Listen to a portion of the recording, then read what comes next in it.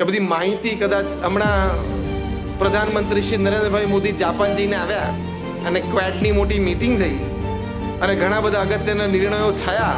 કારણ કે જો બાઇડન હતા, મોદી સાહેબ હતા, આવા મોટા મોટા દેશના બધા આગેવાનશ્રીઓ હતા. એના અગત્યના નિર્ણયો થયા. એ બાબતે તાત્કાલિક એક જોઈન્ટ પાર્લામેન્ટરી કમિટી દિલ્હીમાં ગોઠવાય અને મને બોલાવે અને રાતે 11:30 PM માંથી ફોન ના આવે. ફોન આવ્યો ધારો કે અને ઉપાડી ના શકો તો દેશની બહુ અસેવા થઈ જશે એમ સમજો.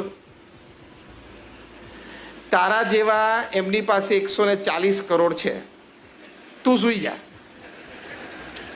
અને જેને બોલાવાના હશે ને એને ટાઈમે બોલાવી લે છે. જેને બોલાવાના હોય છે બધાને ટાઈમે બોલાવી લે છે. કોકને PMO દ્વારા, કોકને CBI દ્વારા, કોકને ED દ્વારા.